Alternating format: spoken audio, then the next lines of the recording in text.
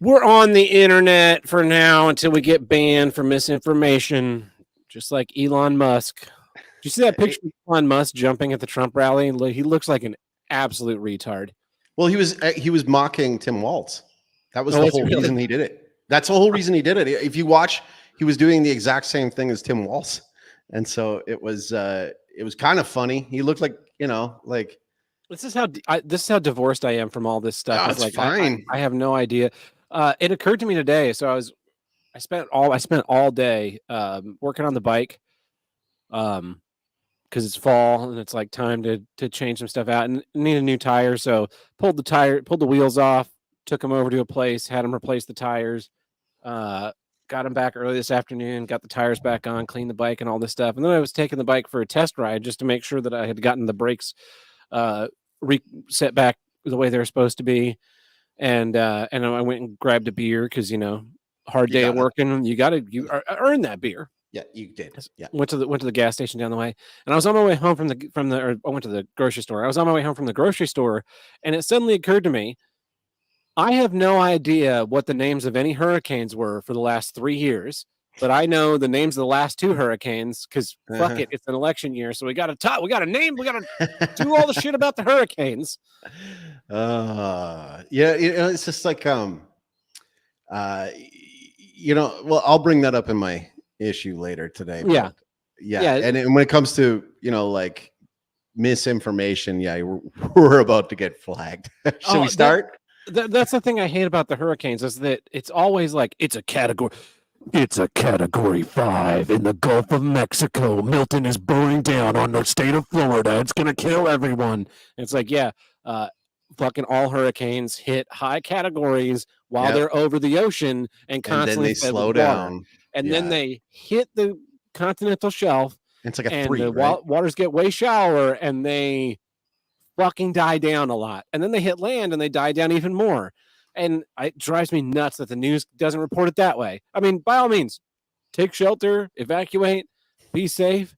But it's always like, it's going to come into your home and kill you and your family and execute the family dog. And it's going to be giving all of your children abortions and getting them pregnant and making them gay or making them conservatives or whatever it is that you are afraid of socially. The hurricane is bringing it, and it's bringing it to you right now. Like, it's cutting a promo. It's cutting a wrestling promo on there. Milton's out there like, I'm coming down on you, Florida. I'm going to blow out your things. I'm going to take you around DeSantis. I'm going to run them out of office. I'm going to run all you people in Tampa Bay. You're going to be fleeing into the hills of Georgia. You're going to be fleeing back into Alabama, Mississippi, where you came from. The panhandle's not going to be there anymore. And I'm gonna rain it down on you, brother. Like, that's. I hope Sully's watching this one because he's got to know how much talent you have for a promo right now. That was hot. You came in hot, off the cuff too, and as opposed to being like, yes, it's dangerous. Get out of the storm's landing zone. You don't want to take any risks with this, but it is going to die down when it hits these shallow waters, like every fucking hurricane that has happened in the history of time.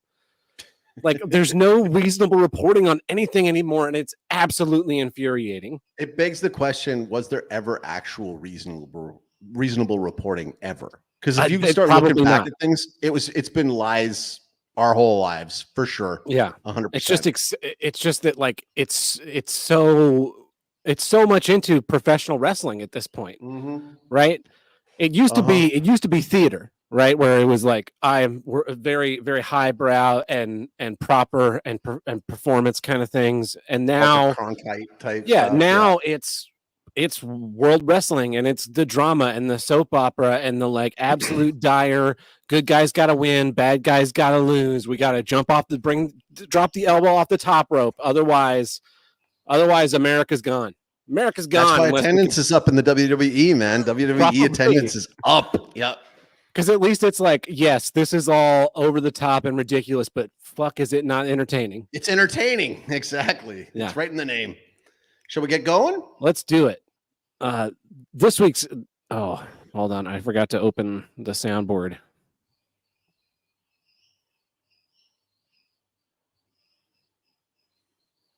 Boy. But in all seriousness, and if anyone is in Florida, I hope that you're not getting like absolutely butt fucked by the time this episode comes out. Of course. This week's episode of Here's What I Don't Get is brought to you in part by Hurricane preparedness. The best way to be prepared for hurricanes is to have as many illegal aliens in the big cities as you possibly can, because the more illegal aliens you have in your city, the less likely it is to be hit by a big storm.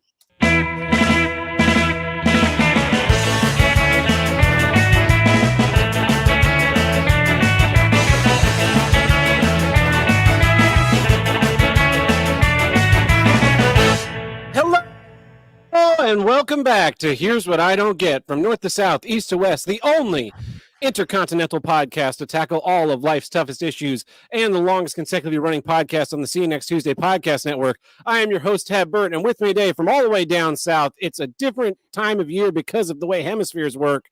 It's El Chaco. Hola, mi enchada. 1 hour later. How's it going? So far, so good. It's been a busy couple of weeks since the last time we recorded. It was a busy couple of weeks before the last time we recorded. Do you have any updates in your land dispute? Let's start off right off the bat. So I'm not sure if it was the last time, but I filmed them burning garbage and called the fire department. Yeah, I think I mentioned it on the last one. Yeah, you showed some of the videos. Fire department came. The municipality came and gave them a strong slap on the wrist, and they said, "We don't burn garbage." And then this Sunday morning, when they were burning garbage, my wife calls me over. She's already filming it. I went right over to the fence, Didn't give a care about them coming over and yelling at me or anything. I just went straight up to the fence with my phone, zoomed right in on their garbage pile that was on fire, sent it to my lawyers, and that keeps going. And then promptly after that, there was a massive storm that knocked out our power for 30 hours. And prior to that, our water pump wasn't working. We were in the midst of fixing it. Mm-hmm. So we had no water, no power. We were going out with like buckets, and by we, I mean my wife was going out with buckets to go and like constantly have buckets like near the bathrooms so we could like flush the toilets with just pouring water on it. And 30 hours of no power. It knocked out 10 electrical poles in the neighborhood. It was quite the storm. It was kind of awesome. I kind of enjoyed watching it. It was pretty awesome, but not awesome was not showering or not being able to wash your hands without like pouring, like some bottle onto your hands while you're doing it. Not fun. But with the land, so the judge has closed all evidence, has heard the arguments, and has now said, so by Paraguayan law, he has 60 days to come up with a ruling. 60 days. And then so I asked my lawyers, I said, did that start October 1st when we got that notification? He goes, no, it started October 7th. I was like, okay. Of course. Yeah. All right. So 60, are those like 60 calendar days, or are those 60 like business days, work days? Those are business days, work days. Oh, okay. And when does the court close? December 19th. And when does it reopen? February 1st. So the 60 days is going to be... It can either be done before December 19th, or it could last all the way to like February 7th or 8th or 9th. And yeah, I'm not too impressed about that. Don't you wish you had a job like that, right? Where it's like, we're shutting down from December 19th to February 4th. Of course, I'm still going to need to get paid to do this job, but not going to be coming in for any of that for that month and a half. Dude, I got stories. One of these days, in a bonus episode, I'll tell the stories of like the epic adventure of how we got our wrestling ring into the country when it was made in Argentina. And we had to like cross borders, like the thing had to be broken down over a boat and like cross the river in the middle of the night because the border wouldn't let it go across. But like, it's like, I had to fly there on December 26th to get the money to the guy in time for him to buy the materials. Because even in Argentina, everything shuts down from like Christmas on, basically, like, or like for the entire month of January. So we would never have gotten it done in time. And I like that, but I don't like that. Like one of these days, I'm going to bring in the statutory holidays as a don't get, because I don't get them.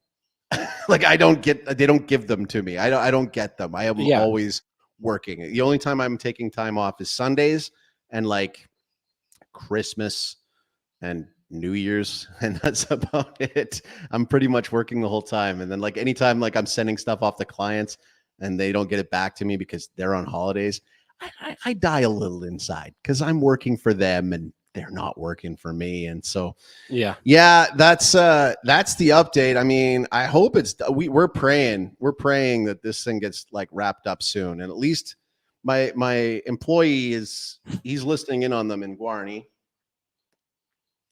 And at least it's starting to hit them. They should probably start looking for another place to live because they're not going to win. Yeah. But like I also found out like across the way, there's this sport called picky volley, which is like volleyball and soccer mixed together. So it's like you're playing volleyball, but like with your feet. Mm-hmm. And the guy across the way owns a place, and he's got a picky volley court.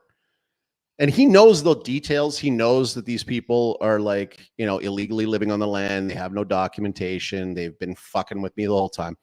Doesn't matter to him though. He's like actually like actively fundraising for them, doing like picky volley tournaments to give them money for their lawyers. It's like after they're gone, we're gonna have a talk.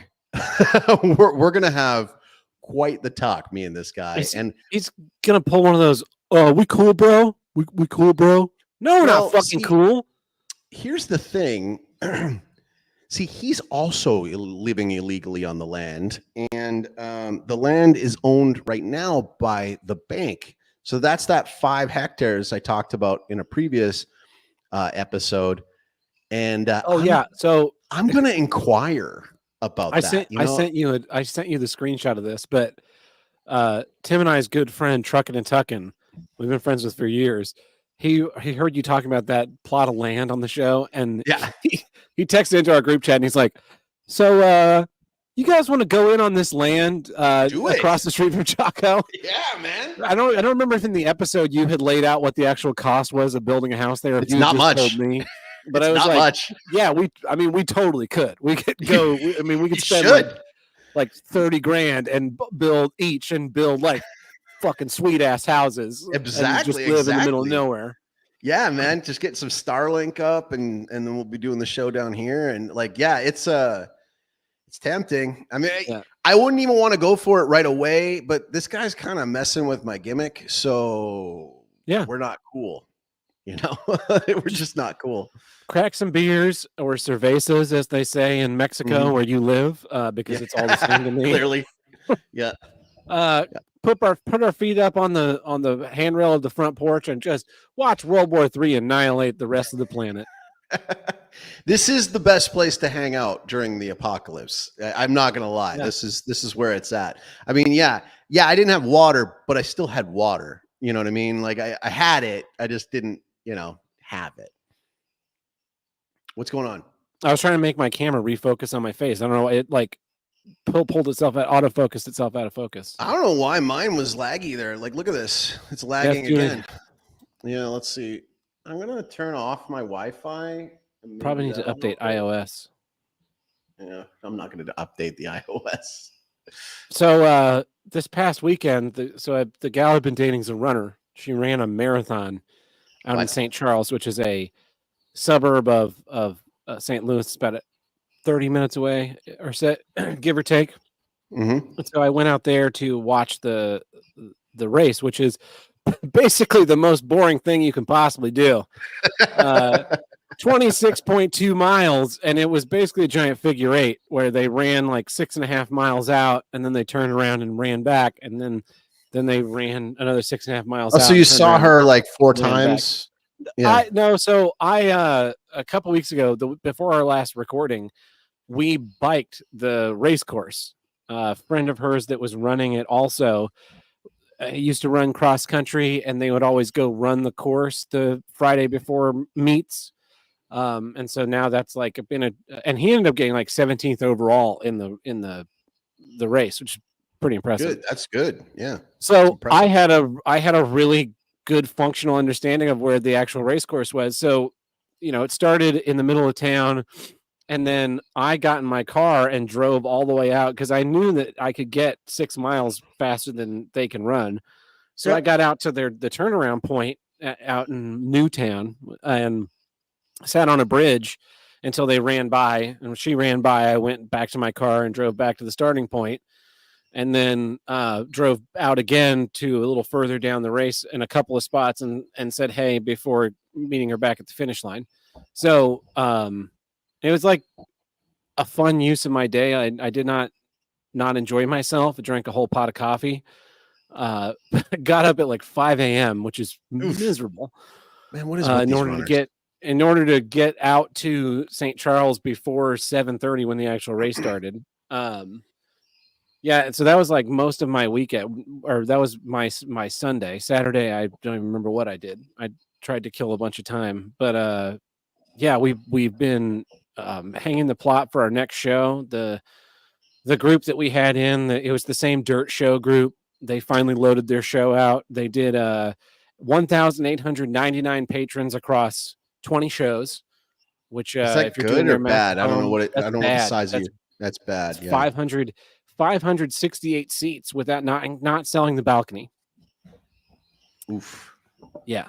So an average show size of just over 90, like it's like 90.54. It's a lighthouse, brother. That's a lighthouse. Yeah. Their third weekend was their best weekend. They had 585 patrons over the course of 5 shows, which is a little bit better than 100 people a show. But I'm doing everything I can to collect real hard data so that I can start to push back against this, because this is now the third show in a row they've been given 4 weekends of 5 shows a weekend. And looking at historical data, they used to only get 2 weekends of 5 shows per weekend.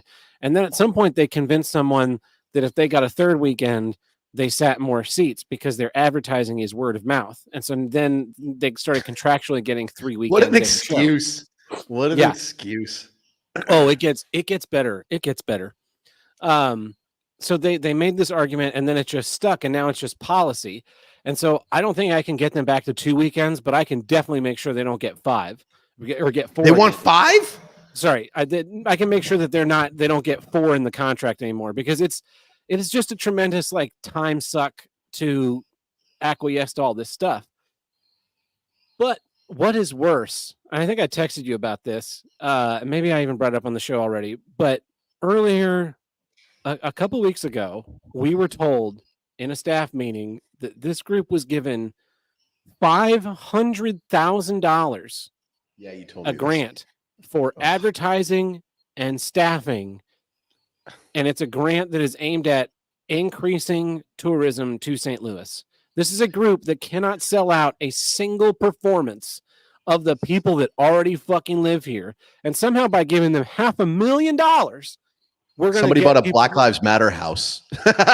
Yeah. Somebody bought a Black Lives Matter house. And so that news came across the table, and it was actually an interdepartmental meeting. It wasn't even just a staff meeting. And the look of demoralization that swept the table was that's your tax dollars, man. That's your tax dollars. I felt completely demoralized by it, but seeing it like in my coworkers and my friends and my peers, this just like, why are we even fucking here? Sink into them. But I'm not one that just like takes a hit and leaves it there. Like, I have started to point out anytime that there's a question of if something is my job or not, I will point out, they did just get $500,000 in order to hire more staff. So perhaps they could hire a programmer. Perhaps they could hire a technical director. Wow. Perhaps they could hire a production manager. That is firmly falling into the camp of not my fucking job. Ridiculous. And ridiculous. I am hopeful. I'm hopeful that I can just hold the line. I don't think I can make change because I don't think anybody above me wants to make any change. But I'm fucking holding this line because I'm tired of it. I'm tired of fucking. The last show of theirs that I worked on this run, there were 32 people sitting in the house. 32 people. Like, are you fucking kidding me? Man, I had a rain out during Luchando and the power went out and we had to like call out to get a generator to come. And I had at least 120 that stuck around for that. Like, come on. That's ridiculous. Yeah, and the thing is, like, I looking at these numbers, I know what the solution is. The solution is very simple. Lower your ticket prices because the ticket prices are $50. That's way too much. Way too much. Yeah. Drop your ticket prices to $30 on Thursdays and Sundays. Yeah. On Fridays and Saturdays, make them $40. Okay.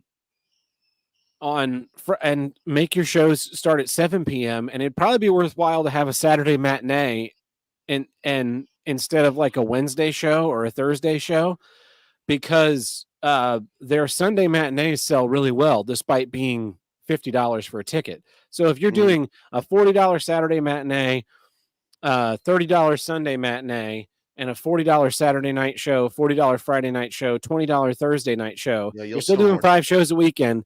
You're probably seating way more fucking people per night, which makes up whatever you're losing in not selling the tickets for $50. Then you'll get your word of mouth because there'll be actual mouths that are attached to eyes that have seen your product. So word of mouth is not a reasonable method of advertising at all, regardless of the $500,000 posters, radio ads. And that's the thing is they say that they have fucking signs on the sides of buses. They have signs at bus stops. They're all over NPR. Like, there is advertising that can be done for this, that you are doing for this. You're just not advertising to the right markets. There are better ways. There are better ways, and I have a million of them, but it's not my problem to solve, and I don't really care, because at the end of the day, what the group is not a theater group. They're a money laundering scheme, and they are laundering the shit out of that money, which is why they got another fucking $500,000 fucking dollars. I'm telling you, there's a Black Lives Matter mansion somewhere, like in North St. Louis.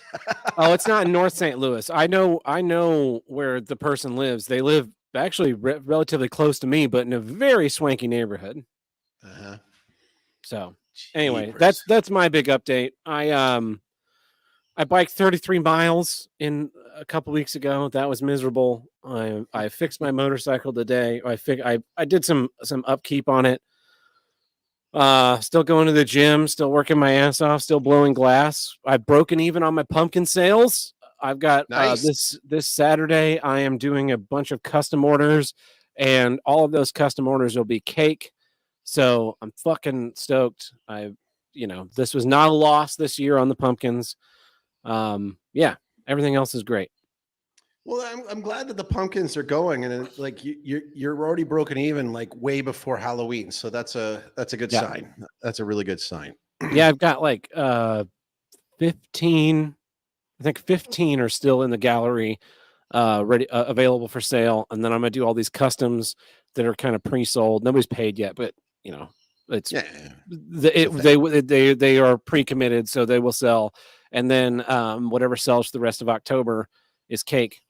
And looking forward to it. Yeah, good on you, man. Well, I'm glad like we got this show scheduled now. So a little bit of housekeeping for the live show. So El Chaco is moving in time thanks to the daylight savings, so he's now 2 hours ahead of me, so it's 7:30 my time now.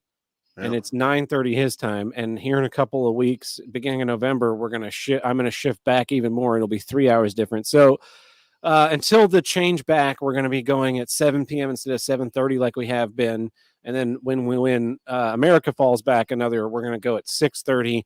And then depending on my schedule, we might bump forward even to 6 on some nights. It really just depends on what I have going on work-wise. If I can get out of work at 4 or 4:30, then I can get home and set up and ready to go, and we can hit a 6 o'clock. But I'm not counting on that. So we're going to say 6:30, and we might start early sometimes. Greatly appreciated. Sorry in advance to everybody who can't, get off work in time or get home in time for it. But I gotta sleep sometimes. And this,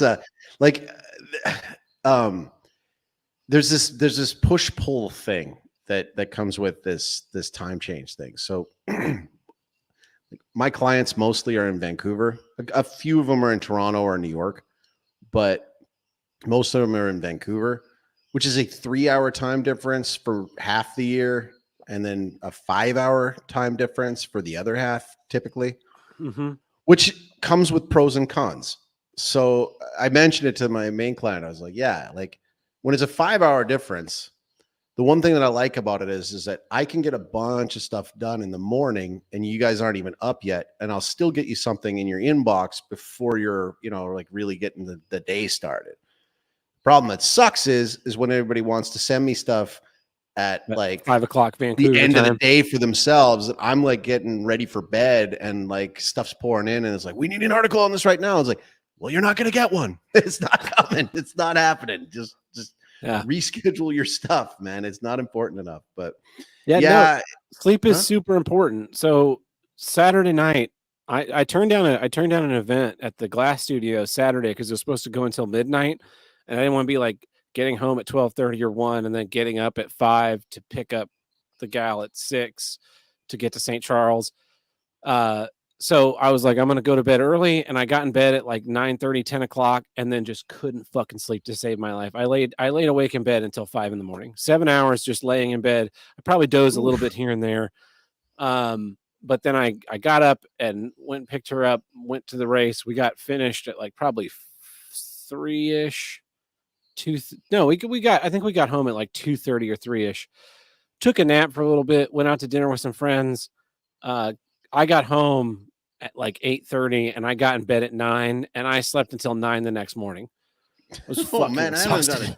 I didn't even run. Hour sleep in like 20 years. Yeah.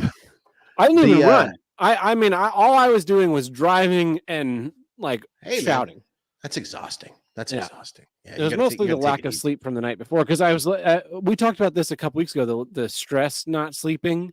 Yeah. Cause I was like, I got to wake up at 5. I can't wake up late. No, you can't do it. It's impossible. Yeah. If you have to set an alarm, like I feel for every one of you who are listening, who have like a set job that has a set time that you have to be there by, that you have to commute to, that you have to get up ahead of time. You have to pack your lunch, or you have to get ready. You have to get your uniform on. You have to get your suit on. You have to get into your car. You gotta get into traffic. You gotta wait through traffic. You gotta listen to crappy morning shows, or maybe you're listening to this podcast right now while you're in traffic as we speak. But like, I feel for you, because the thing is that I do not miss that life at all. I hate alarm clocks. I hate having to set an alarm. Even if I do, 9 times out of 10, I'm so concerned about sleeping past my alarm that I always wake up before it. Like I don't sleep through alarms because I don't sleep long enough to get to the alarm. It doesn't matter the time. And the worst is when you're like getting ready for a flight. When you get those like weird times for a flight, I can never sleep during those times. Never, ever, ever. They're the worst. It's just, and like from Paraguay, most of the time when you're doing a flight internationally, you're like leaving at like 3, 4 in the morning. And so, and then you go to the airport, everything's closed. There's no comfortable benches. It's just torture. But it is what it is. But yeah, those scheduled sleeps and anytime the number starts with under 6. So if it starts with a 5 or a 4, like get out of here. That's just the worst. But should we get into some issues? Yeah, let's get into some issues. What's your issue this week? Here's what I don't get. Blaming climate change. So as you mentioned in the preamble about the hurricanes, in Canada, because our government is retarded, they have this environment minister who used to be in Greenpeace. He actually got arrested for scaling the CN Tower and like hanging banners from it. His name's Stephen Guilbeault, and he's like a vanilla midget. Like I think he's like 5'4", and he's one of Trudeau's best friends. And you've got these hurricanes lining up to hit Florida, and this clown puts out like a tweet saying that this is clearly man-made climate change causing these kinds of storms to hit harder. And we're hearing that all the time. Like, okay, so on the left, you're hearing about climate change, man-made climate change. On the right, you're hearing about like man-made hurricane, like actually, you know, you're seeing all these debates. Like, is there weather modification? Is it chemtrails? Is it HARP? Is it all this kind of stuff? I'm not going to comment on that part. I'm not going to comment on that part. What I am going to comment on is constantly blaming climate change for every shitty thing you are going to implement on society, every cost increase. Now, I just decided before we got on tonight that I was going to give a quick look at Google News and Brave News and just type in the words due to climate change, And there's some doozies. So, for example, I mean, of course, climate change likely has made Hurricane Milton more dangerous. The September is the second warmest on record, thanks to climate change. Is anywhere safe from deadly weather? New map reveals the United States most at risk from climate change. Of course we are, because we have the most money that can be redistributed. Climate change has fueled the red spider mite scourge in Libya. Oh, some of these are my favorite. Here, just give me a second here. This is from Brave. Okay. Sloths, you know, those like really slow monkeys. Sloths might die out due to climate change, upsetting new study reveals. The melting glaciers are forcing Switzerland and Italy to redraw part of the Alpine border. Droughts likely to be even longer in the future due to climate change. Ireland is facing ever-increasing threats to lives and livelihoods due to lack of climate change resilience. Forced marriages on the rise in Pakistan due to climate change. I don't know how that one works, but it apparently that's a thing. Home insurance premiums rose 21% in 2023, partly due to climate change. The Sun Belt will become the Sun Melt due to climate change. It's just constantly. Kew Gardens says it could lose half of its trees due to climate change. Home insurance rates rising. I've got that. Oh, this one's my favorite. Days are getting slightly longer, and it's due to climate change. NPR. Oh, really? How's that work? Is that the Earth's rotation is slightly slowing? Is that what they're claiming? Well, you know, see, this is where the flat earthers got you. If NPR is saying that days are getting longer because of climate change, it's not a climate explain change. That the spin going. It's not slower? Climate change. It's not a flat Earth, El Chaco. You fucking idiot. It's a misprogramming in the Matrix, of course. Go come in with this dumb shit flat Earth nonsense. Obviously, it's because we live in a simulation.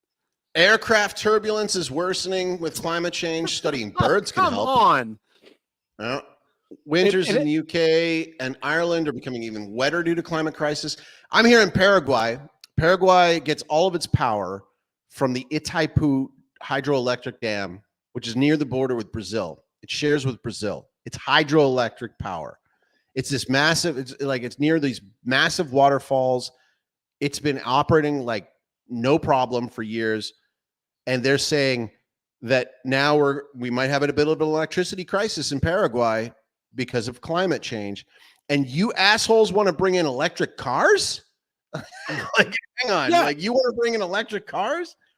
California does that too. Like, they're shutting down the coal plants. They won't allow nuclear energy, but then they're also, I think they passed a thing where they're not allowing the sale of non-electric cars after like 2030. It's like your electricity grid already cannot handle the summers. Yep. And nope. you want to add a huge draw on it by having to have every house charge a car at least. Like, they're claiming wars are happening because of climate change. I've seen, then I see like feminists running things like climate change is sexist. It impacts women more than men. I don't know how that works. Well, because men don't give a shit. And women are women have to keep their drinks cool in their fucking Stanley cups because of climate change. If we didn't have climate change, they could just use regular glasses. I like how you bring up Stanley Cups, and I'm a Canadian, and that means something. You immediately thought of the hockey one. Yeah. Yeah. I don't understand this women's obsession. This is a totally out in the weeds thing. Women are obsessed with these fucking stupid Stanley Cups. They're too tall. They have a poor center of gravity, so they topple over. What the fuck are you doing? Well, and so like I've noticed some things. So for example, it's got to be the right climate change message. It's got to be the right one. Because I don't know if you noticed this, but like Greta Thunberg has gone from being a media darling to being literally Hitler hated because she went against Israel. Mm-hmm. Yeah.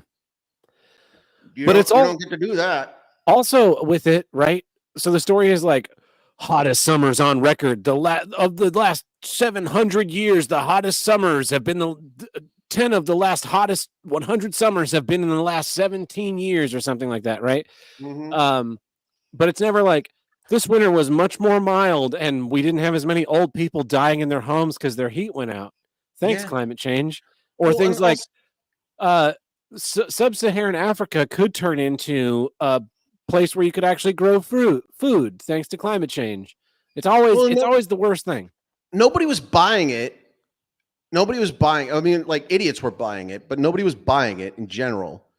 But then all of a sudden, Canada lit on fire every summer with giant forest fires, smoke everywhere, and arsonists. I know it was arsonists. That was arsonists. And then when they catch the arsonists, what were the arsonists trying to prove a point of? Fucking climate change. Yeah. And then so down here, Bolivia is still on fire. My sky still looks like the beginning of a William Gibson novel, and it's like it's infuriating because the thing is that I was saying this to my wife today. I feel like adults are dying off, like grown-ups are dying off. Yeah, not adults, grown-ups are dying off, because there was a period of time where we had literal actual experts and engineers who would look at a thing and they would forecast a problem ahead of time and they'd fucking do something about it, right? They would do something about it and they would prepare. So my father-in-law is a retired tree engineer. So he worked with forestry and did all kinds of studies on the forest and stuff like that. And he knows for a fact that they cut all the funding to the fire prep that they would do. They would cut they would cut in a specific way to make sure that there wasn't a massive amount of fires. And it's by design because they don't do that anymore. And I was having a long chat with Buck just over the weekend, because Buck is in North Carolina. North Carolina got butt fucked by a hurricane, and thank God he was not in its course. He was a few hours away. A little bit outside of it, fortunately. But the thing is that he was saying to me, one of the things that bugs him is that all the social media posts about people saying, Trump supporters, eat shit, you're all dead, blah, blah, blah. And you see a church go down. And I said to him, I was I remember specifically, I had moved down to Paraguay in 2013. And that summer in Calgary, they had the ground was frosted. I remember you talking about this. And then it rained and it kept raining.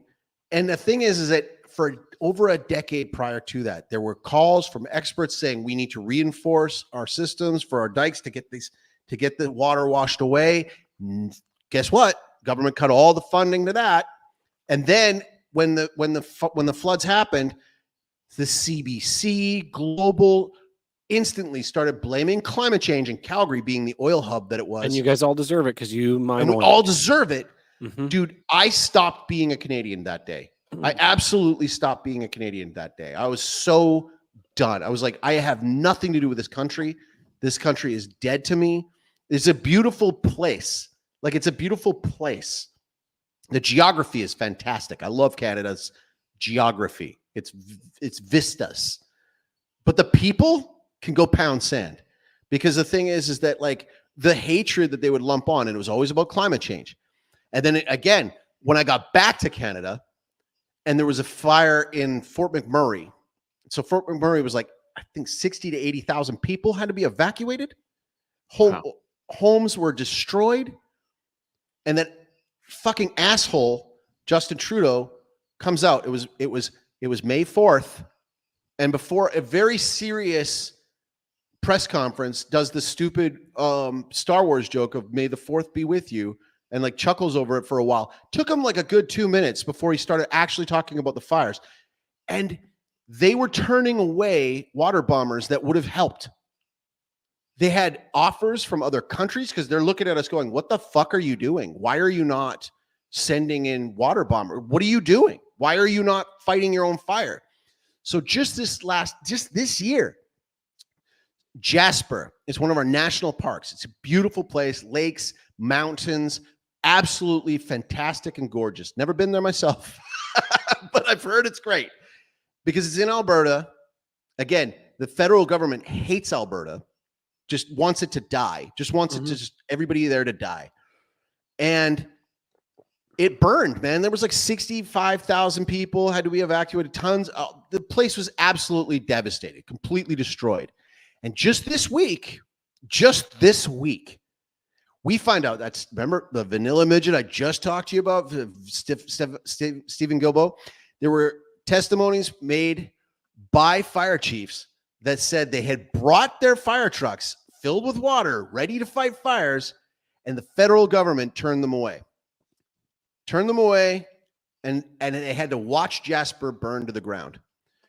So you can blame climate change all you want. I ain't buying it. It's bullshit. Every single time you say it's due to climate change, I know it's not. Yeah. I know it's not. And so I got in my name here, everything denier. And my wife was bringing up, it's like, you know, because like they made it so that basically there was no debate. They say Canadians care about climate change. Canadians want carbon tax. It's like, no, we don't. You never talked to us about this. Where was that vote? Oh, it was a vote by you voted in the party. Oh, you mean the party that got majority of the just enough seats to rule with 35% of the population, you know, like 30, less than 50% of the population voted, and only less than 35% of that group actually voted for Trudeau and his party. So that's your mandate. That's your mandate, to put a carbon tax on everything and blame climate change for literally everything. Everything is blamed on climate change. And you brought up about Al Gore and An Inconvenient Truth. Yeah. That came out in 2007. There were so many predictions that were made that none of them came true. Like none of them came true. Yeah, I've got some here. So it claimed that Florida would largely disappear due to sea level rise by 2020. Well, wait till Milton's done, and then we'll know if they're right. Hurricane frequency and intensity would increase, but if you look at a scatter plot of like all the hurricanes over the last like 100 years, there's not even a trend line. It's all over the place. Yeah. Kilimanjaro's glacier would be melting, but it would be melt away by 2015, and it's actually growing. Population growth. The whole movie is just like, it was a bunch of claims, and it's been totally memory hold because they gave him a Nobel Prize for that shit.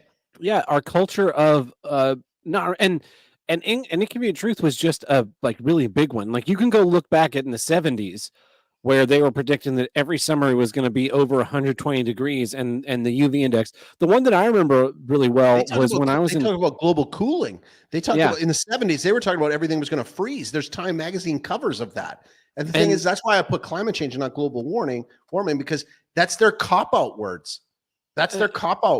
Climate always changes.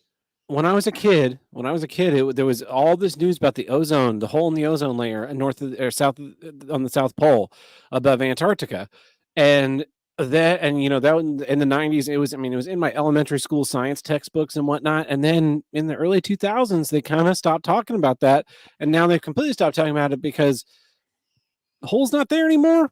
I don't know what happened. If you believe Star Trek, there was a satellite that did it. So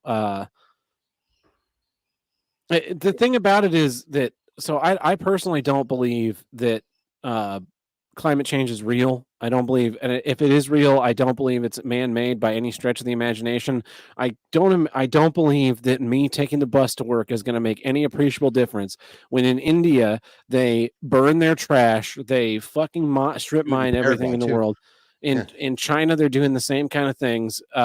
When we've there have been news stories about the smog clouds traveling across the Pacific Ocean from China into the United States, and I'm supposed to believe that somehow if I get an electric car, that's going to make the difference in saving the planet. Like it's So not. you can make some kids in the in the DRC in the Congo like mine cobalt for you. Like that's going to save everything for you. Well, Like that's no, ridiculous. lithium's going to be super cheap now because they've wiped out Asheville, so all those people that are in that giant lithium mine are going to be. The weird thing about that one is lithium was already cheap.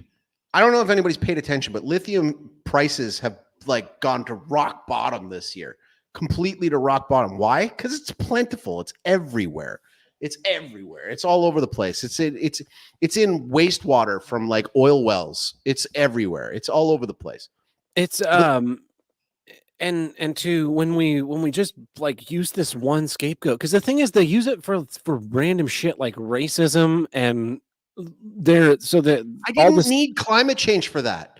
all of these refugees and immigrants coming in the United States are being labeled as climate refugees, as if their countries have somehow become unlivable due to climate change. And so bringing them there where it's like it's just not the case. Like that the land is still completely livable.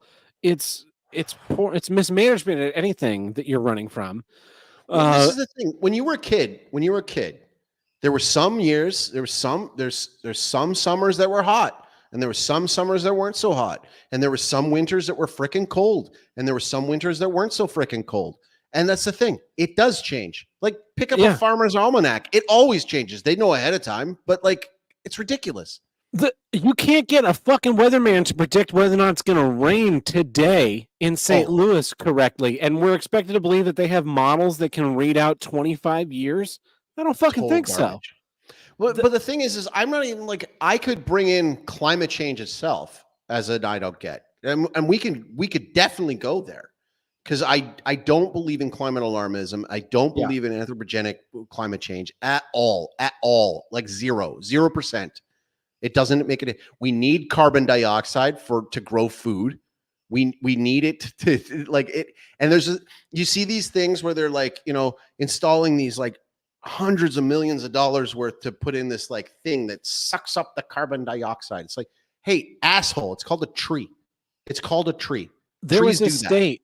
I saw an article this week about a state that tore out a bunch of trees in order to put in solar farms, and now they're spending a bunch more money to put in. They tore out an old growth forest to put in this solar farm, and then they put in all these CO2 collection mechanisms. Like, yeah, we already had that. It was called as fucking trees you cut down.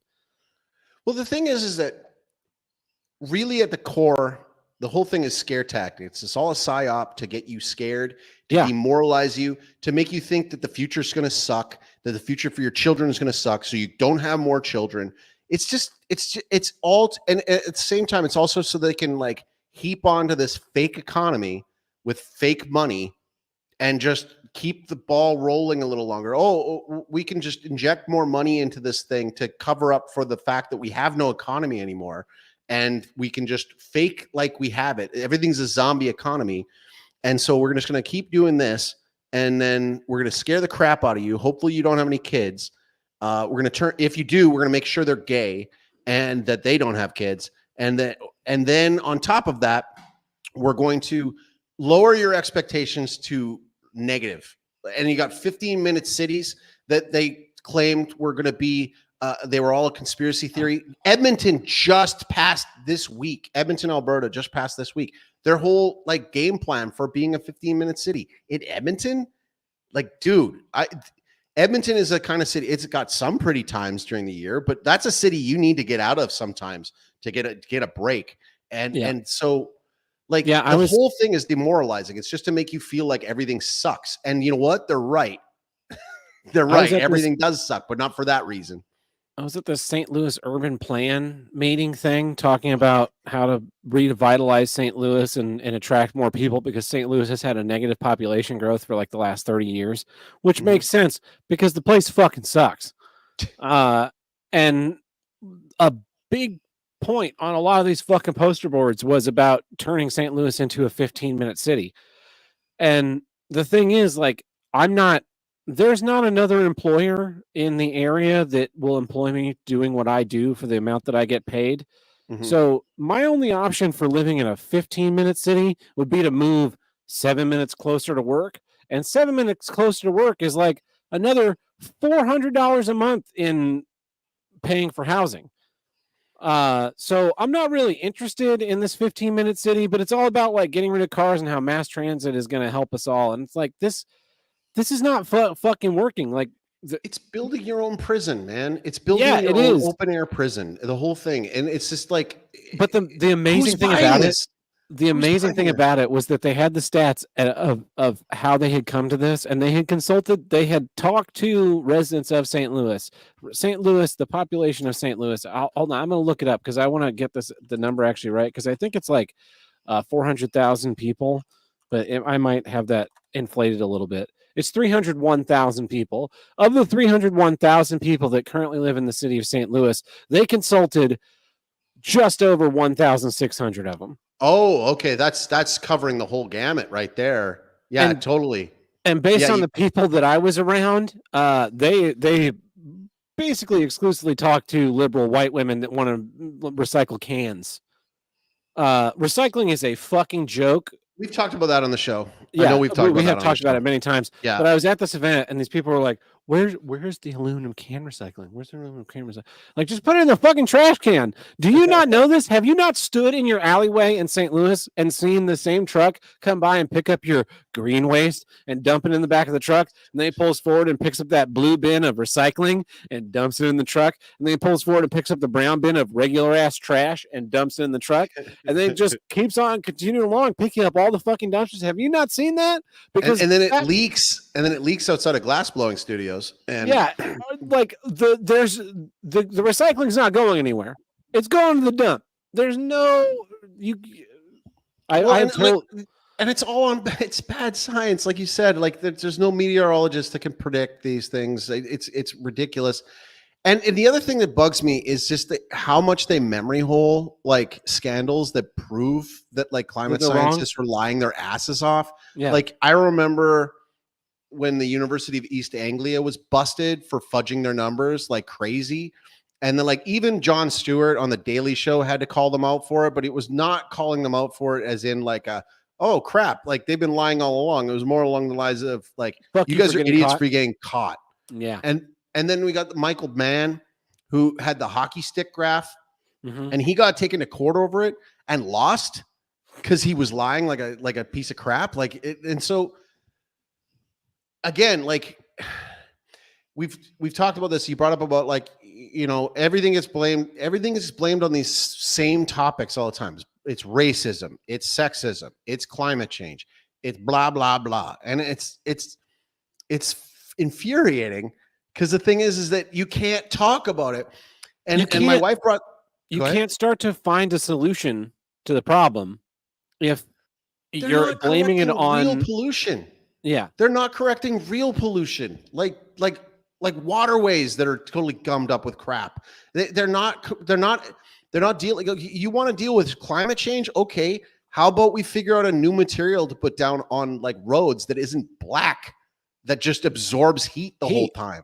Yeah. How about like my wife and I were talking about this before I came on tonight. And it was like, yeah, we didn't get a debate over it. If you do like confront it and like come up against it, they call you a climate change denier. Yeah. Right.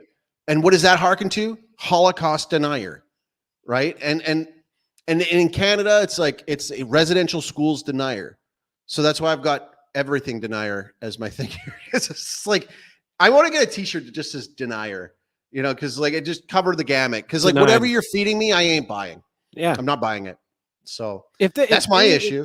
If they're right on anything once in a while, I could maybe be open to it. Like if weathermen could be like, it's going to rain at 3:00 on Thursday, and it's going to stop raining at 5:45 on Thursday. And I could be like, shit, that's great. That means I can ride my bike to work. I can leave work a little bit late and ride home dry. I was watching. Then I can maybe believe that you could predict some shit a year out, but you can't even get that right. I was watching. I was watching a depressing film the other day, Back to the Future 2, with my kids, and there's a joke in there when Doc Brown comes out and it's pouring rain when they land in Hill Valley in 2015. It's pouring rain, and then he's like, "What do you mean, Doc? It's pouring rain." He goes, "Wait 3 seconds," and then the rain stops, and he gets out, and it's like totally clear, and he's like, "Yeah, they nice." He's wearing a Biff Make Hill Valley Great Again. Yeah, that timeline, Biff's timeline. There you go. We're increasing the economy, and we're not going to listen to any wild-eyed scientists or dumb kids. Now, why did you make like a tree? Why don't you make like a tree and get out of here? Yeah, I love this shirt. This is my election Back to the year Future shirt. series is awesome, and but I laughed because he makes a joke. It's completely unbelievable. Yeah, that he makes a joke and he says, "We're 9 years amazing after Back to the the Future." advances that the weather service has had. If only the postal service could have caught up. And it's like that's the joke, right? And it's like, and I say it's a depressing film because you're watching it, and you go, man, I remember watching. I saw it in the theater in 1989. Yeah, and I remember like coming out going, man, the future is going to be so awesome. It's going to be so awesome, and it really wasn't. It really wasn't. And then like you see these articles about what they predicted, and it's like, yeah, none of those things were that good though. Like I didn't really need a food rehydrator or what else did they have? The Visa screens, of television at the same time. Ooh. The double neckties. The double necktie. I was actually thinking about that earlier today. I love his like dot matrix printer that printed "You're fired" all over the house. All over the house. Yeah, and but I mean, it did have like a cross-dressing Michael J. Fox, so that predicted something, I guess. Not he cross-dresses, but that would be a thing because his daughter is played by him. Also played by him. Movie. The thumbprint scans to get in and out of your house instead of having doors. That's kind of close. That's close. I mean, you're gonna wave a chip in your wrist, maybe, but yeah, like I don't know, man. Like the climate change thing, it's fear porn for retards. You know, it's just fear porn for retards, and that's my issue for this week. We good on that one? Yeah, we're good on that one. Well, that brings us to the Miller episode, which means it's time for. Oh, I didn't come up with a new name for our. Well, I do not know what to say, but you don't sound like there's anything wrong with you at all. I clicked the wrong keyboard. Is that our new theme song for the news? No, that was me talking to a telemarketer many years ago, and I told her that I was blind, and then she said that, and I was like, "Yeah, that's because I'm blind, not deaf, you fucking moron." It's time for the unedited. Wait, I clicked the wrong thing too many times. The Unedited News Network. All of our news comes to you unedited. That's right. We don't do interviews where this person goes like Porky Pig, like a fucking retard, and then edit it along to make it sound like they're actually coherent and the leadership qualities. Are we talking about the 60 Minutes? Yeah. No. Did you see the edit that they did? That's so incredible. They asked. I also love that unedited news new network. Don't edit it. It's not editing. Don't edit it. No, it's not edited. They ask her that question about Israel, and she goes on for like 90 seconds, like war is bad, and then they put in something edited from earlier. The clip to where he asks her that, and then she just goes, "War is bad," so she sounds very decisive and not like a fucking retard. And I was like, "Yeah, absolutely no bias on the part of CBS." No, none whatsoever. I mean, they cooked her on a few questions. They cooked Waltz on another, but like it's also tiresome. So tiresome. Do you want to go first? Yeah, I've got some news stories here. So this one is from I don't know. Houston. This one's from Houston. According to a press release from KHOU, Cho America said 18 truckloads full of 290 pallets, each containing 672 bottles. This is really sounding like a word math problem.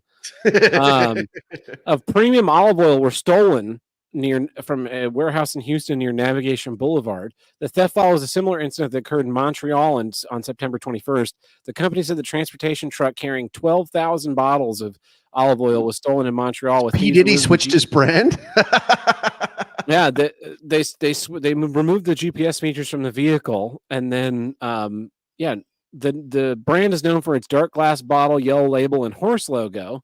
It retails for about $20 a bottle, and the Tunisian single origin cold pressed olive oil is also fully traceable. Customers can scan the bottle's QR code and enter a lot number to see the harvesting and bottling process. Wow. It's asking that bottles with the following numbers be reported, and then it gives you a bunch of listing of numbers. They mess with the wrong olive oil bottle manufacturer. Yeah, so Fast and Furious opens up one of the Fast and Furious movies. I don't remember which one. It opens up with them like stealing oil tankers from an oil truck thing, and but what would be worth a lot more money because these are $20 bottles and they're like they're a liter of olive oil. That would be heavy and cumbersome. I would buy some black market olive oil. I use a lot of olive oil when I'm cooking, and I'm tired of paying so much fucking money for them. Yeah, and the other thing is like, have you ever heard of like counterfeit olive oil? Like that thing? Yes. And like we are always trying to look up these olive oils, but the ones that come down here never show up on those sites because they're probably counterfeit, but they're also like, it's just like a completely different hemisphere that gets different products and stuff like that. So yeah, we've contemplated, we're like, can we grow olives? Could we make our own thing? And apparently there's like plant guys that sell olive trees, but I have a feeling it won't grow. I have a feeling it won't go the way it's supposed to. I suspect that it needs a certain type of climate to work out, but yeah, speaking of that, they raised prices pointing to extreme weather and poor crops. So climate change is responsible for how expensive olive oil is too. What's your first news story this week? All right, I got this is coming out of the Netherlands. Artwork mistaken for litter rescued from museum's trash bin. A work of art was rescued from the trash at a Dutch museum after being mistaken for what it depicts: a pair of abandoned beer cans. All the Good Times We Spent Together is the name of the art piece, a 1988 piece by French artist Alexandre Lavet. Appears at first glance to be a pair of empty beer cans abandoned on the floor. However, a closer look reveals that these dented cans were meticulously hand-painted with acrylics, with each detail painstakingly replicated, the Lam Museum in Lees said in a news release. The museum said Lavet's piece was on display in the facility's glass elevator shaft, where they were mistaken for actual litter by an elevator technician. You're leaving it in the fucking elevator? And you're mad at the guy for cleaning it up? Wouldn't you think that would be on the work order and be like, hey, can you come work on the elevator? By the way, we have an art display inside for some reason. Thing. Yeah. The theme of our collection is food and consumption, said Sietske van Zanten, the museum's director. Our art encourages visitors to see everyday objects in a new light. By displaying artworks in unexpected places, we amplify this experience and keep visitors on their toes. Yeah, because they're trying to avoid cans on the ground. Museum employees who noticed the artwork was missing launched a search and managed to rescue the intact cans from a trash bin that was about to be thrown out. Van Zenten said the technician who threw the art away was filling in for the museum's usual elevator technician, who is well acquainted with the museum's collection. He was just doing his job in good faith, Van Zenten said. In a way, it's a testament to the effectiveness of Alexandre Lavet's art. No, so it looked like trash. Garbage. Yeah. Fucking hate that shit. I hate that high-minded art bullshit where they're like, yeah, I made garbage. Like, yeah, you could have just fucking gone and drank 2 beers, crushed them up and thrown them down there for all the same amount of effect and art that this is. And they've kept it since 1988. Fucking stupid. What? Why? Why don't you put it on auction and let some money launderer buy it at auction for you? Yeah, that's what it is. All right. What you got next? I've got a story from Georgia. How do you feel about Vienna sausages? Vienna sausages? Yeah. Are those the little ones? Yeah, it's a little can. They're about 2 inches I've long. never tried one. I've never. They're had very one. salty and kind Okay. of gross. But this is I think probably going to be a news story about my dad in like 10 years or 20 years. 2 residents of a coastal nursing home got in a verbal altercation after one resident accused the other of stealing his can of Vienna sausages. Bastard. As the disagreement escalated, one of the residents used a knife to stab the other one in the chest. Wow. It is unclear if the resident that was injured was one of the accused, was the one accused of stealing the sausages or not. The attacker was placed under arrest, and it was reported in the weekly recap from the local police department. But yeah, don't touch these people's fucking Vienna sausages unless you want to get yourself stabbed. They're getting pretty testy with that. Now I'm wondering, I like how they're like saying it's unclear if this was the guy who was accused of it or not. It's like, yeah, no, it was clear. Like he was accused of it. It's a matter of was he the one that stole the Vienna sausages? No, I think what the article is saying is it's not sure if it was the person that stole the sausages that did the stabbing or the person who was stolen from that did the stabbing. Yeah, maybe it was just the way it was worded. I caught that different. Yeah. So yeah, Vienna sausage is very, very important when you're in a nursing home. Don't want to get violence through it. All right. Yeah. I brought in a political tidbit tonight. Oh, good. Yeah, I know you love politics. You'll like this one. Congressional candidate goes viral after posing for happy family pics with friend's wife and kids. A congressional candidate in Virginia has gone viral after sharing photos of him posing with a friend's wife and 3 daughters that critics claimed he was trying to pass off as his own happy family. Derek Anderson, a former Green Beret running for an open seat in Virginia's 7th district, posted a campaign video with a shot of him beaming alongside a woman and 3 girls, along with another image of them at a dining table as if they were eating together as a family. Grabs from the video quickly went viral, with one tweet viewed more than 6 million times after Anderson's campaign confirmed to the New York Times that the images showed him with, quote, with female supporters and their kids, which the Times said were the wife and kids of one of his longtime friends. The Republican candidate, who recently got engaged and has no kids, lives alone with his dog, according to his campaign website. His campaign blasted the suggestion. How dare you suggest that he was trying to portray them as his own family in a statement to the Times when the story was published. His campaign then slammed the Times story in a statement to the Post on Tuesday.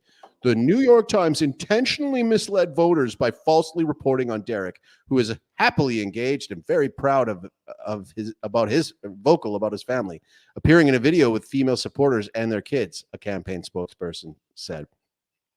It's both hilarious and sad. Derek's opponent and every other candidate in America are in similar pictures and video with supporters of all kinds, and Yevgeny Vidbin features similar shots in his own campaign B-roll, I guess that's his opponent, which shows how absurd this farce is. The video has not been used in an official campaign ad, but can be found on Anderson's YouTube channel and a website paid for by the National Republican Campaign Committee. However, many used the viral images to slam Anderson, including the Democratic. Okay, this is just, you're just fluffing this out to add more to the key thing is that I think it's kind of funny though, because you know, the concept of him having to go, call up his buddy and be like, I'm not sure me and my fiance and our dog are going to cut it. You mind lending me your wife and your daughters? And the guy's like, yeah, man. Yeah, chief, let's go. Yeah, go for it. Go for it. Have at her. You want to stay the night? No. We're not going that far. It's like so when I was dating, my friend has a dog and he was like, hey, if you want to borrow my dog to, go out and meet women, you're welcome to it. And I was like, that feels kind of weird and dishonest, but thank you for the offer. I appreciate it. It is weird. It's like, this is like that to the way higher degree. Well, and like it reminds me, like I feel like there's something there. It's like a little bit like the Birdcage. You know, I know you love the birdcage, so I they do had to love the like fake birdcage. a family to make it look like on behalf of a politician that was Callista Flockhart's dad, played by Gene Hackman. And like, oh, what was it? There was that movie, We're the Millers, or something like that. Yeah, where he pretended to have a family. I never saw it, but it's like Ben Stiller, right? Or is it? No, Adam it was Sandler? Jason Sudeikis, and it was good. Ooh. Actually, I liked it. It was a good one. That was a funny one. But yeah, just the concept of having to call up your buddy and be like, "Hey, man, like I'm not getting that family vote. You know, mind if I borrow your wife and your daughters? Yeah, man, you're all yours, chief." Speaking of Jason Sudeikis, I bet you can't guess my Halloween costume this year. I'm wearing the glasses from it. I can't. is it a Jason Sudeikis movie? No, it's I'm gonna go as Ted Lasso. Oh right, yeah. See, I have yet to watch this one. I tried looking it up to watch it. I because like if I'm gonna buy a show, I always end up just doing it on Apple TV for convenience sake, and because it's like, isn't it Amazon Prime? No, it's an Apple show. Oh, okay, Right. they wanted me to like subscribe, and I was like, nah, I'm not gonna do it. That's you my nailed full it. costume. It looks Look at pretty you, good. nailed it. I finally found out what like the concept of it was. I didn't realize it was about a football coach who got Soccer. like, It's about wrongly a soccer hired coach. to be a British football coach, right? Yeah. Like that's that. I like that. I want to see it. No, it's good. It's a good show. Yeah, I want My to check that one coworker's out. going to be the Coach Beard from it, so it's like a couple's costume. Perfect. Cool. Well, that's my news. Cool. Well, this has been the Unedited News Network. We don't hide our mistakes. We let people look like retards, and if they look like a retard, maybe you shouldn't vote for them. Maybe you shouldn't vote at all, because voting is a huge scam. Agreed. And that takes care of our news segment for the episode, but doesn't take care of saying thank you to all the generous supporters of the show over the years, the people watching tonight, the people who've donated money through Patreon over the years. Probably going to be relaunching the Patreon before the end of the year with a limited number of tiers and a lower threshold of bonus content, and mostly just to StreamYard's not cheap. Yeah, pay for the cost, because they actually just doubled the price of StreamYard. Yeah. And so I've just been paying for it since we officially ended the show.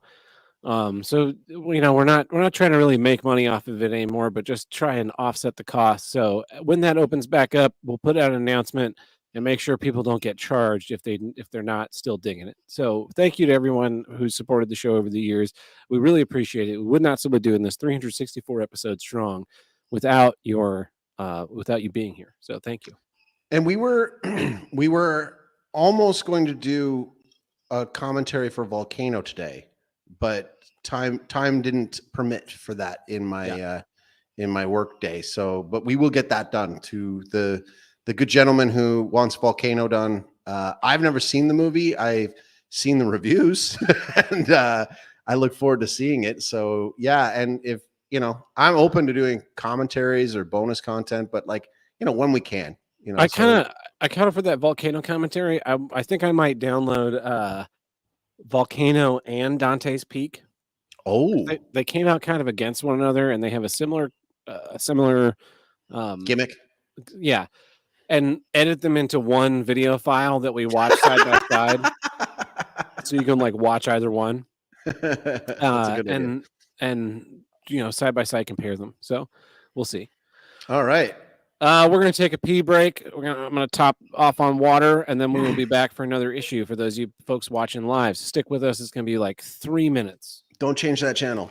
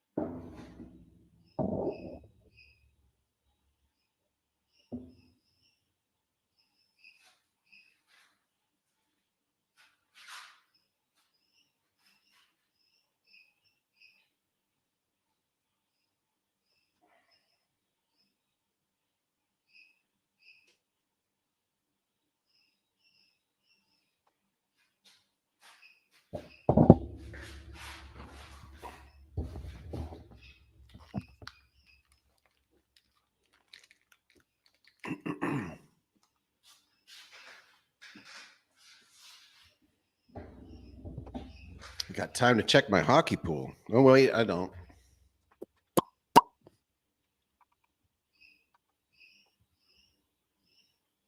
I also needed to run out to the front porch because someone I got. Is that where you pee?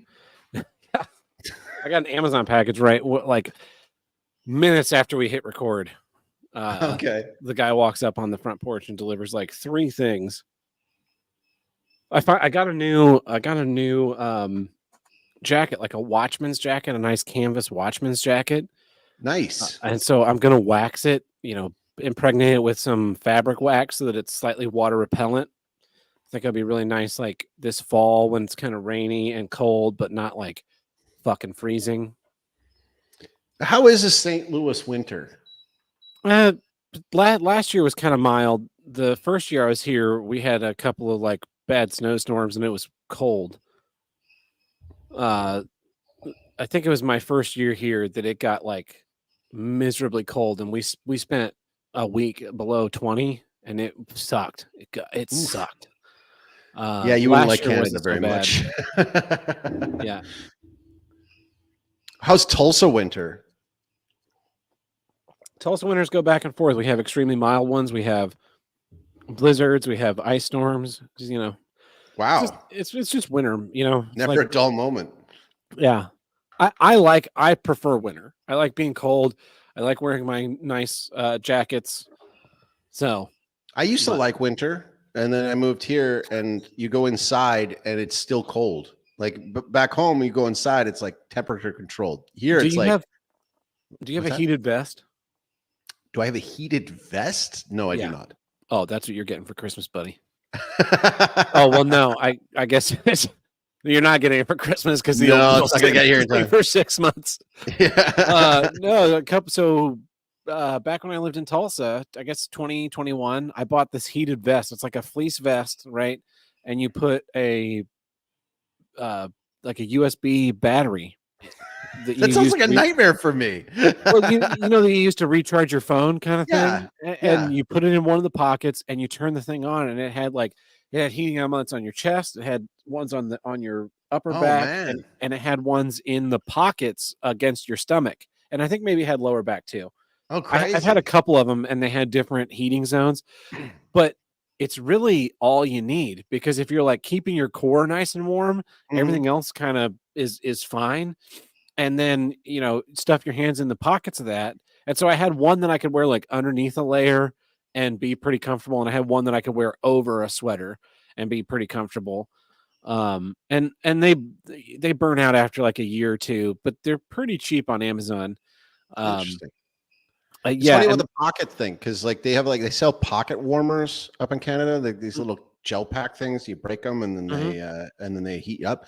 But I remember my grandpa telling me about back in the day, and basically like great grandma, what she would do is she would boil eggs and bake potatoes, and then so basically when they go to school in the morning, they'd have these hot like boiled eggs and potatoes wrapped in like foil or whatever, and they'd eat the egg for breakfast on the way to school, and then they'd have the potato as part of their lunch. So resourceful. You can send a heated vest up to Chaco's fam in Canada. There we go. Yeah. They'd like that. Yeah, it'll actually be winter for them. Well, that takes care of thanking all of our delightful fans, but it's time to get back into some issues. And here's my issue this week. Here's what I don't get. Days of infamy. I am fucking tired of every day of the year being, and then we have to recognize that something happened in a prior year, and we can't forget, never forget. 9/11, we were supposed to never forget, and I'm really tired of remembering 9/11. It's been 13 years. It's time to let it go. I'm sure 3,000 people died. I don't fucking care anymore. It was a huge. I'm not like a crazy person. I don't want to. I feel bad because I'm going to shit on a future guest, but Foundering on Twitter is talking about how they redirected a hurricane on 9/11 to take out the World Trade Centers. And I'm like, that's a little bit crazy. It's a little Yeah, bit but crazy. that's fun crazy. That's why we gotta have him back on. No, I'm not like angry about it, but you know, it's a little bit crazy, kind of thing, right? And look, I don't know what fucking happened on 9/11. I read the 9/11 Commission report when I was young and impressionable and believed in the government, and I have read the conspiracy theories, and ultimately, I do believe that terrorists hijacked planes and hit the towers, and that's what caused them to collapse. And Building 7 was hit by debris, and the photos that are shown are not exactly accurate. I'm a denier, and I don't think a plane hit the Pentagon because I haven't seen enough of that. But that's another day. That's another day. All I know is that I am very upset with United 93 because by all accounts, those fucking people were headed to the Capitol. And if you guys had just stayed in your fucking seats, maybe America would be a lot different today. I do know that 9/11 was hugely exploited in order to like create this massive surveillance state that we live in that I hate. But you know, I'm ready to just let it go. I know we said we would never forget, but I think that maybe we were writing a check that our asses couldn't cash with this fucking whole let's remember all these days, because now it's like everything's a fucking day. January 1/6, never forget 1/6 when the Trump supporters tried to storm the Capitol and burn it to the ground. And the one that's really got me, the one that really like has sent me over the edge is 10/7. Do you know what 10/7 is, Chaco? Of course. How could I not forget? I just watched it. I just watched a stand-up comic who happens to be Jewish. He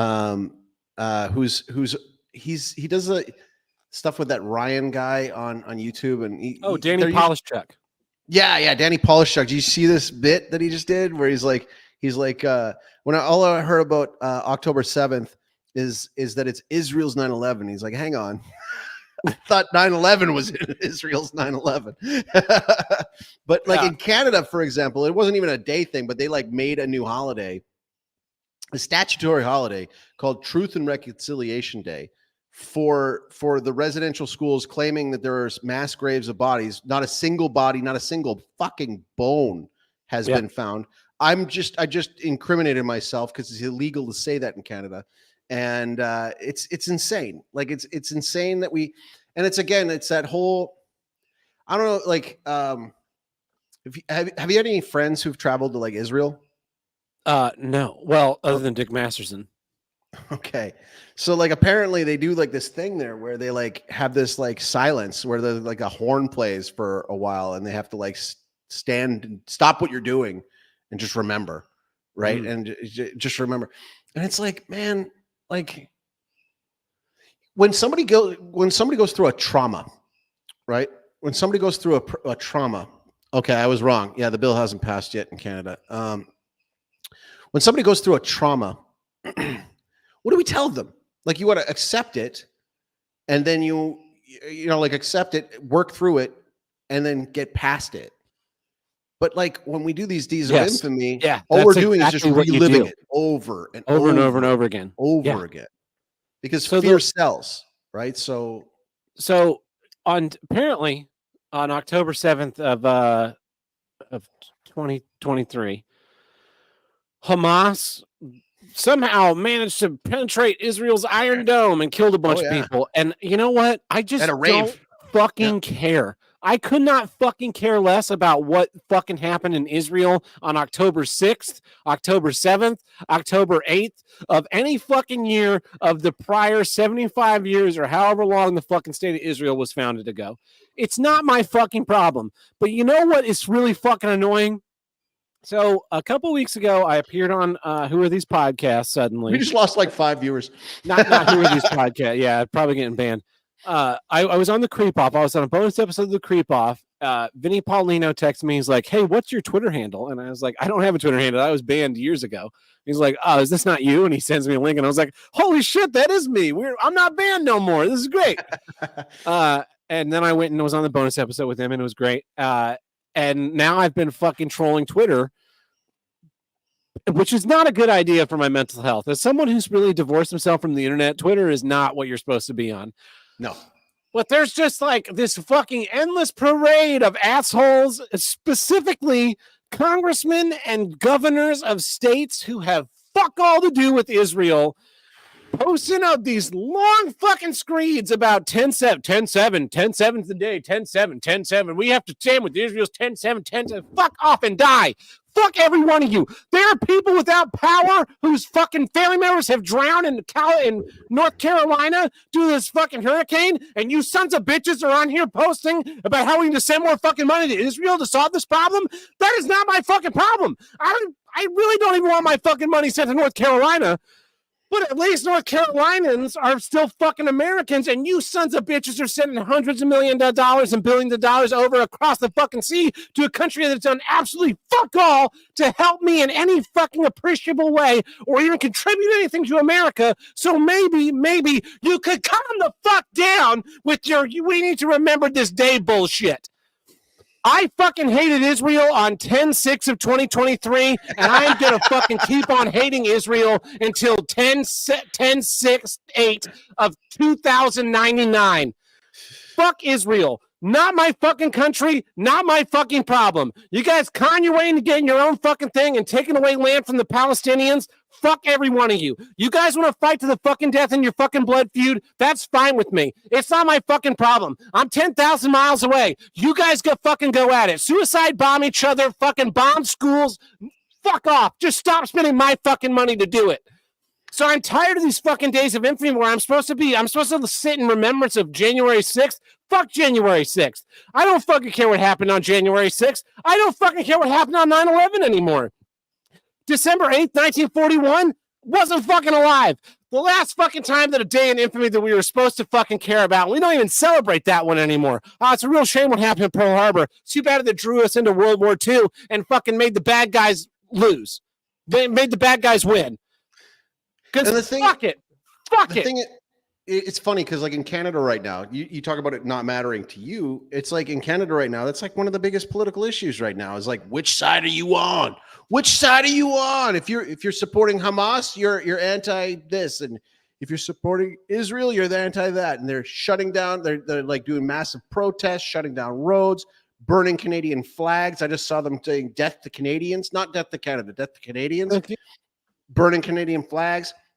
And my take on it is like, well, you want to stop that, but it's like everybody's going to this thing with like, you got to pick a side. You got to pick a side. And it's like, that's where you're wrong, Chief. That's where you're wrong. Because guess what? I ain't there. I ain't sending money there. It's not my problem. And we're supposed to remember these days. We're supposed to remember these days like it's fucking. I remember. So this is a real fucking throwback.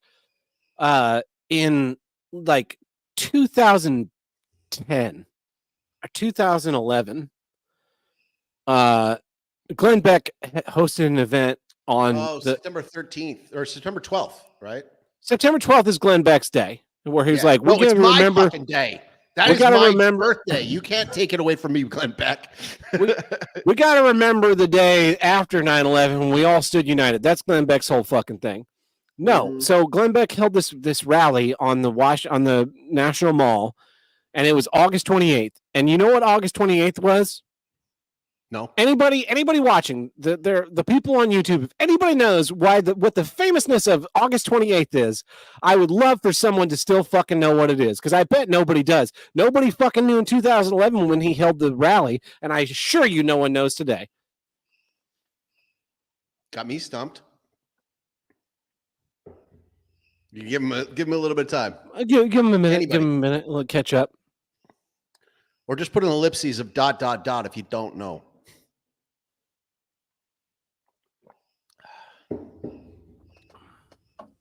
I love this dead air.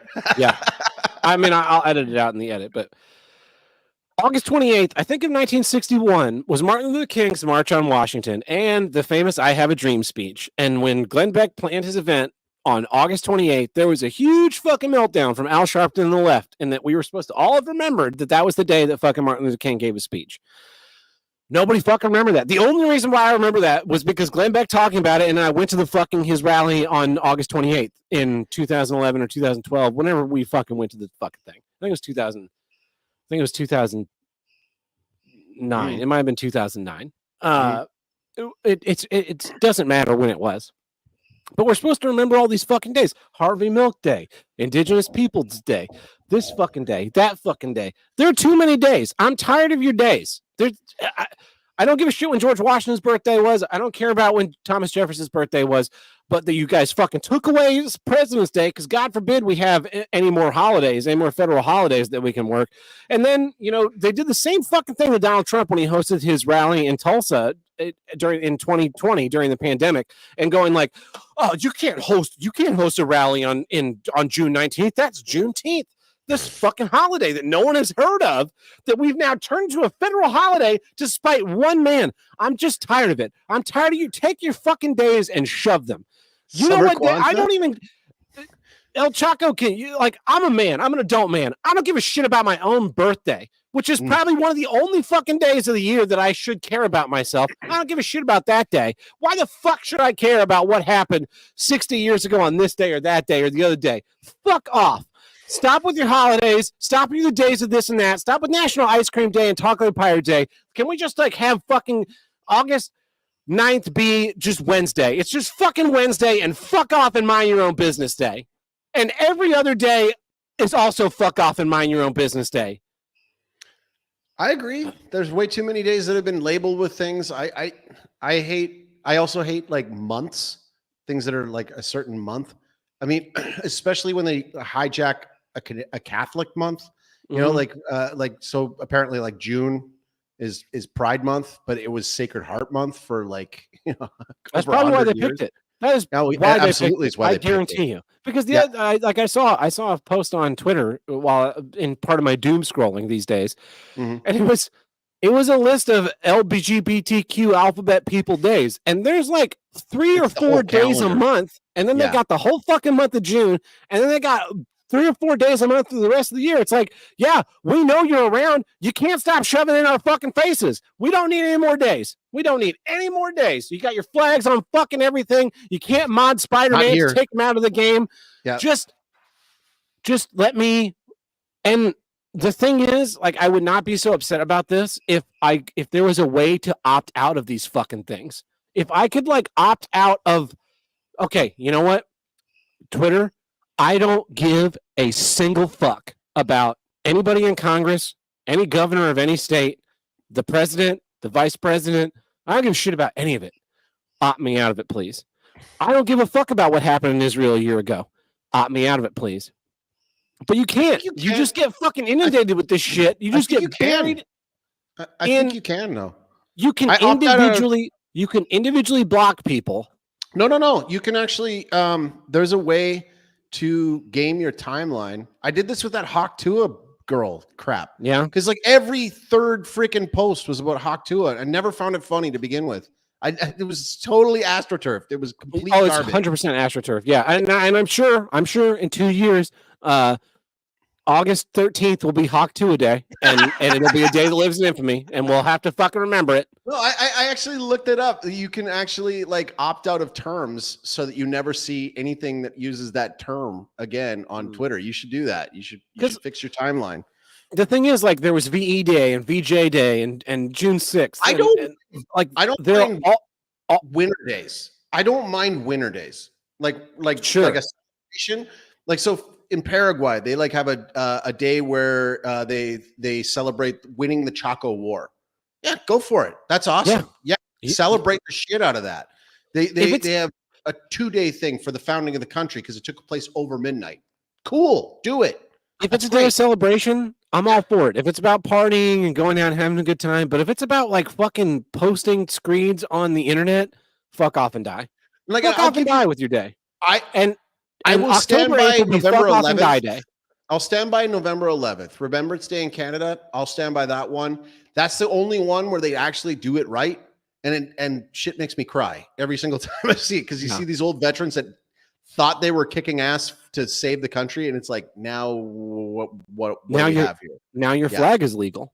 Now your flag is hate speech. Pretty much. Yeah, I hear you. Okay. I don't mind winter days. I don't like loser days.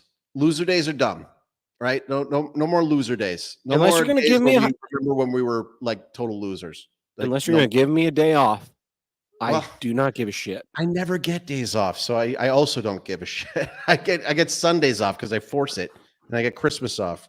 Well, because nobody else is working that day. But Yeah. yeah, And no, I'm with you. I think of it as like calendar graffiti or that's calendar exactly what it vandalism. is. It's a way to It's just vandalizing my calendar. And like again, do this. This is what you should do. Go on Wikipedia and put in your birthday and see how many days there are on your well, day. Glenn Beck And took I'm sure mine. there's a half dozen or more. Yeah, Glenn Beck took mine. Yeah. But it's just like yeah, the calendar, and I'm glad you at least admit, like, you're with me on that. Like, they totally hijacked Sacred Heart Month on purpose, absolutely on purpose. You know that it was done on purpose. They do that all the time. I mean, there's so many hijacked Catholic terms, like for example, "this is my body," right? And then we just hijacked that into "my body, my choice." You've got the devil said, "I will not serve." And then so like all these different things that are just hijacked for bad purposes. And yeah, it's infuriating. I am more than okay. So we have a traditional Catholic calendar up. I love seeing the feast days of each of those saints. That mass, if you go to it, is specific to that saint, that prayer. That's cool. I love it. So I had a calendar from I sent El Chaco a picture of this like last year. So there's a little Mexican restaurant in Tulsa that I like. Oh yeah. And during December they give away little calendars, and there's a couple different designs. And for the last couple of years I've gone there on New Year's Day, and this year they were closed, but I've grabbed a calendar from them and I put them up in my office, and I give one to my friend who worked in Tulsa who lives here, because he also loved that little Mexican restaurant. And I don't use it for anything. It's just a little fucking calendar that's up there, right? Yep. But I was looking at it and I sent El Chaco a picture because I was like, are like all these fucking days saint days? Because it was like every day of the calendar was a different saint day. And he's like, it's like the day that either the saint was born on that day or the saint died on that day. And then the mass is specific. So the readings will pertain to something that pertains to the life of that saint, and you pray for the intercession of that saint on that day. You remember what they did. But you don't shut everything down over it. It's all for you. It's not. It's not a choice to. It's follow. not about. You don't go on Twitter and go, today is Saint Jacob's. Well, we do. Day. We do, but like Catholic Twitter is its own little thing, and it's 10,000 years ago he did a thing that was super cool. Like the fact that we don't force it down your throat, and we don't get angry at you for not celebrating it, right? So yeah. The fact that every like congressman and governor and mayor has to go on Twitter and post this whole thing about what a terrible thing that happened in Israel last year was, and it's just like somehow where the defense is like all failed.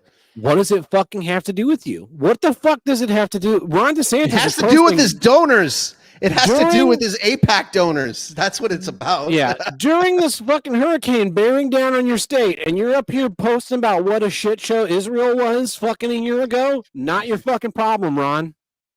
Not your fucking problem. Just like it's not my fucking problem. That's a great issue, man. I'm with you on that one for sure. There's definitely way too much of it. And it's calendar vandalism. It's calendar hijacking is what it is. And gotta remember. Always remember to never forget. Yeah. Never forget. Never forgive. That's my issue. Days of Infamy. Fuck off and die. Awesome. Well, this has been a good episode. I'll be surprised if we're still on YouTube after this one. Or I hope not. I have to take a 3-week break. I am so tired of my money being stolen from me and shipped overseas to fucking anybody. I don't give a shit what country it is. Dude, you just said it yourself. Your money's getting stolen from you to give to a really crappy theater group that can't promote it for itself properly. At least they're Americans. At least they are Americans. I could maybe live with that. But it's only $500,000. It's not like billions, $500 million. Yeah, billions of dollars. Yeah. While a state has no power or and people don't flooding care. and It's dying. the They wrong don't give a colored shit. state, apparently. Fuck 'em. Yeah. Good one, man. Well, this has been Here's What I Don't Get.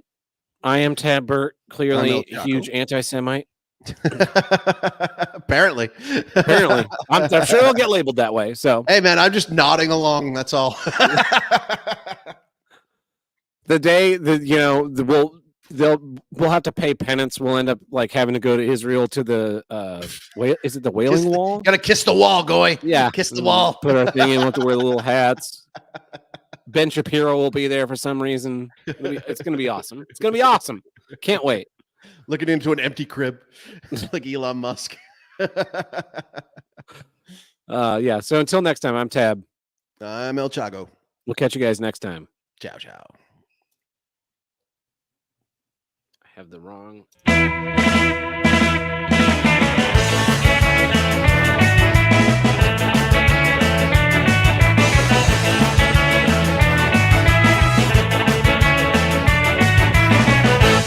If you want to call into Here's What Get hotline, call us at 704-750-9434 and tell us what you don't get. Or you can leave us a voicemail in the Discord under the voicemail hotline upload channel.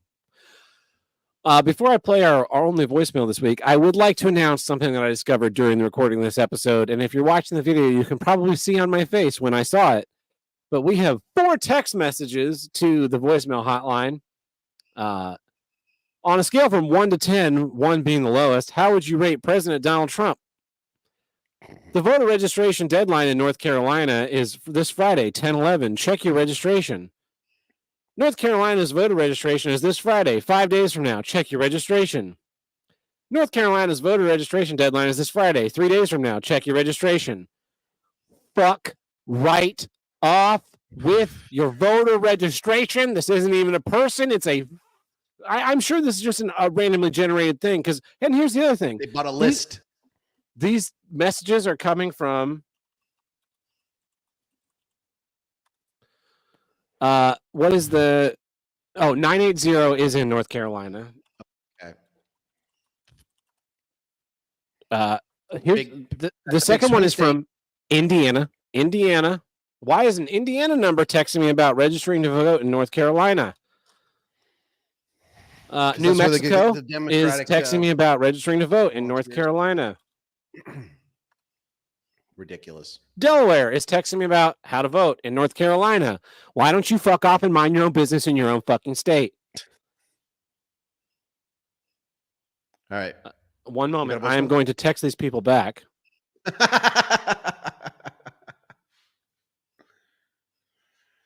I'm sure you're going to do it in a humble and a polite fashion. You're going to be, I'm saying, fuck off and mind your own business in your own fucking state. To everyone except the North Carolina one. The North Carolina one, I am going to tell them to kill themselves. As is the catchphrase of this podcast. Mm-hmm. Which morphed into thank you for not killing yourselves. We'll see if anyone replies. I'm sure they won't. I'm tired of this shit too. Like I'm not a big we need a law person, but we really need a way. I need a way that I can tell YouTube that I'm not registered to vote and I am not gonna vote. And no amount of fucking commercials you show me is gonna change that. So if you could just stop fucking showing them to me, that would be great. And because we just need an opt out. Nobody wants to do that. Yeah. Nobody's going to pay that. Of course not. Here's one. This is our voicemail this week. Okay. Yeah, man. The order came out like shit. Why do they still keep coming out at time? Say address. Oh, Pizza guy cut off once again. Poor guy. He's lost out there. Just lost, drifting abroad, yelling into his phone before the battery cuts out. Yeah. I do the same thing though, I actually talked to a real telemarketer the other day. Oh yeah? Yeah. For the most part these days, it's all robots that, auto hang up on you. But I finally got through to a person and I was very proud of myself for telling to kill themselves, and then the guy was told me to fuck you motherfucker, fuck you. I'm like, yeah, you keep on saying fuck you to me, but you're not getting any money out of me. Nope. Here in Paraguay, I rarely, if anybody phones me on my phone, I know that it's not like a real Paraguayan friend because nobody uses the phone. They use like WhatsApp for literally everything. And then like what ends up happening is that when I pick up the phone, when it's an unidentified number, the one thing I hate is it waits a second and then it makes it like a ringing tone, like I'm calling them, and I'm Yes. like instantly like hang up, like come on. And it's just going to be somebody from my phone provider trying to tell me I've got enough credit on my account to get a free phone, and I'm not getting your phone. I don't want your phone. I buy my own phone so that I can change around and not have to deal with you guys ever. Your phones suck. I need a phone that can tolerate getting banged around because I drop it all the time. So leave your voice. That was anticlimactic. Yeah, so, I mean, it's just the one. So next time we'll hopefully have some more. Dealey is saying for some reason you've started 30 minutes early. Yeah, you missed that part. We are shifting the times due to daylight savings. Yeah, so the northern hemisphere and the southern hemisphere, they do daylight savings at different times, and it's like very elastic. So I go from being a 1 hour difference from Tab to eventually a 3 hour difference from Tab, and you can all blame me because I mean Tab can run them by himself if he wants, but if we're starting at the same time again, it'll break me.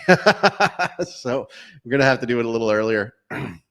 Yeah, it's 30 minutes right now. Well, so we're shifting our time 30 minutes right now for this. Like, I had to start later than normal, but not that much later. And then when America falls back in like the second weekend of November, whenever it is, we'll end up a full hour shifted back from our original time. But it's mostly to buy time. I brought daylight savings in because I really feel like I should have. So I feel like I have. It's so stupid. Yeah, it's.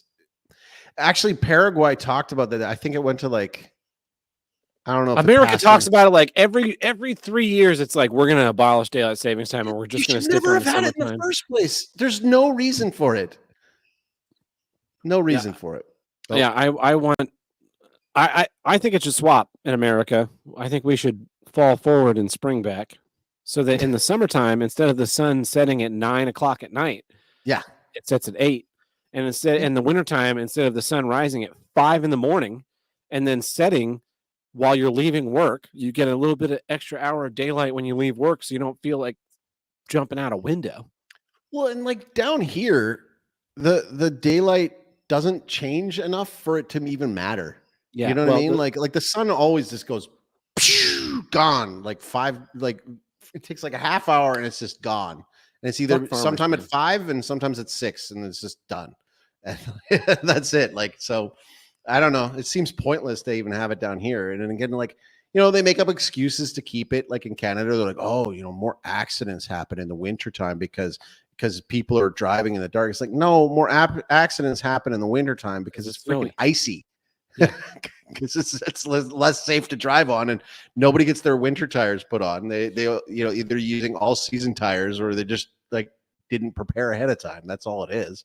But yeah, I don't know. I used to hate that in the wintertime. I used to hate that in the wintertime because they would because basically you go to school and it would be like super dark all the way to school. Then you're in school for most of the time that it's light out, and then you come back out again and you only got a couple of hours before the sun's going back down again. And in Calgary, man, like in the summertime, you're saying like 9 p.m. it goes down. Like, dude, there's times where it's like 10:30, sometimes pressing 11. It's ridiculous. Like, it's like, I don't need this. Like, shut the blinds. When I was in college, that was when I would be walking, life was miserable. Everything sucked. And I would be walking out of the theater buildings and it would be 4:45 and the sun would be setting, the last like 3 weeks of class in December.